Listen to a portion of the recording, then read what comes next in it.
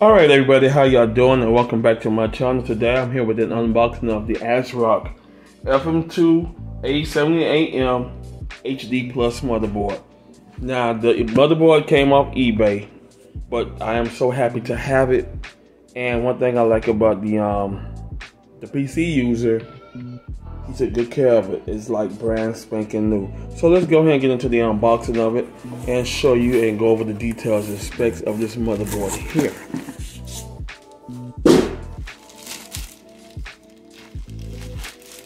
Now this motherboard is going to be replacing the motherboard I had in the Antec build, the Asus motherboard. My brother told me, oh, he wants to go with Windows 10, so we're going with Windows 10. This motherboard supports, operating system supports on this motherboard here are Windows 7, Windows 8, Windows 8.1 Pro, Windows 10, Windows 10 Pro, 32-bit, and 64-bit on all three operating systems.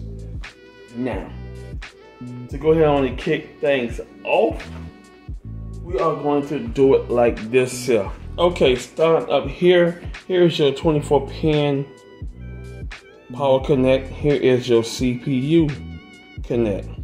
As you see already, it has low VRMs. Now, when you put in a APU by AMD, the FM2 APUs, or the Athlon X4 processors done, the Athlon X4 processors do not have the APU built into it, so you need a discrete GPU for that processor. But if you're using the FM2 and FM2 Plus processor, if it has a overclock boost section, the motherboard will read it and it will automatically clock the CPU for you. Like right now, the motherboard came with the A6 5400K, which has a boost clock to 3.8 gigahertz. So it's going to read it, and you can go ahead and set the overclocking system of the CPU, and it's automatically going to do it for you. Okay, here you have your FM2 and FM2 Plus CPU socket. You have your CPU fan, you have your power fan. Like I said, you have your low VRMs, you have your nice DualShock capacitors, so you won't have no blowouts or anything. Everything will spot on with this motherboard here. Now you have your PCIe X16 3.0 when you are using the FM2 processors. When you are using the FM2 Plus processor, you will have full PCIe X16 3.0 lanes automatically. Now when you use the FM2 processors, you will have PCIe X16 2.0. So I will be putting the link of the motherboard information in the description below, so y'all can go ahead on and check that out for yourselves. Here you have your PCIe X1, you have your print headers, you have your 3.0 front panel header, and you have your PCI slot for regular GPUs, Ethernet, etc. that you can use. Here you have your audio header as well as your comm header. Over here you have your speaker connect if you want to hear that beep. If you don't want to hear it, you don't have to go ahead and put the speaker pin in there. You have your front panel power connect, such as your LED light, your power switch, your hard drive light, as well as your reset switch. Here's your TPM S1. Now keep in mind, it is a TPM header only for 1.2 headers only. Do not put a TPM 2.0 header on this motherboard or you will blow out the motherboard. I know because I have done that myself with the socket 1155 motherboard. Here you have your 6 SATA 3s ports. You have your BIOS bridge, A78, and you have your CR32 battery. Okay, let's go to the back panel.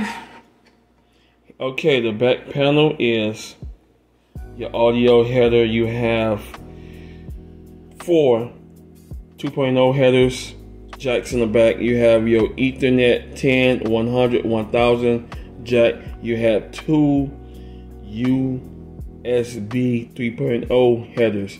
Now, if you are using the FM2 CPU APUs, you will have access to full 4K compatibility on the HDMI.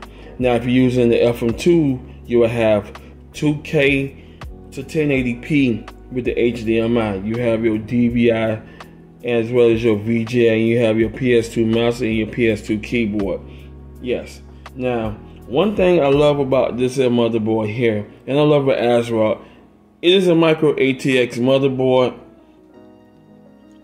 and it don't take up as much space. So when you fit this in, it's going to fit in right where you can have access to all your top card out headers, such as your fan leads, and run your CPU leads in the to the connectors of the motherboard without anything hassling or in the way of etc.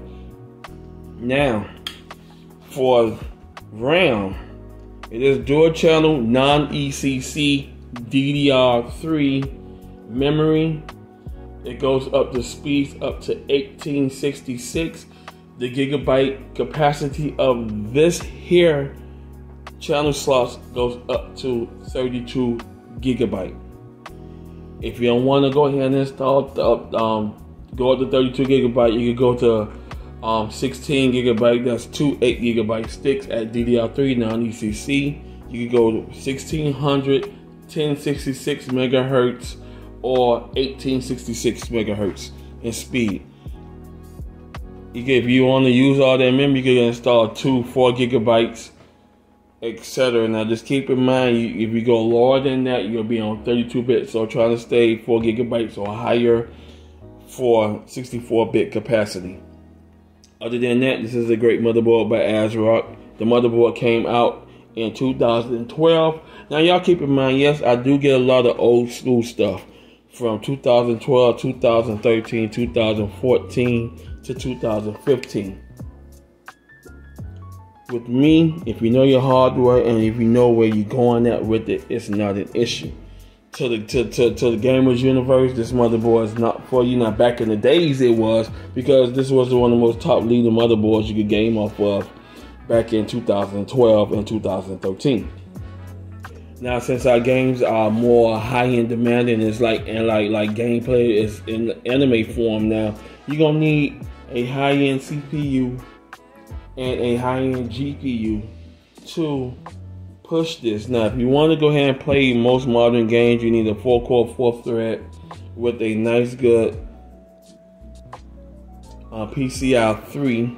And I'm talking about using the FM2, so you go ahead and get the PCI 3.0 from the PCIe X16 slot. And you could go ahead and I'll probably go with the 1660 Super, or the 1060, or the 980 Ti.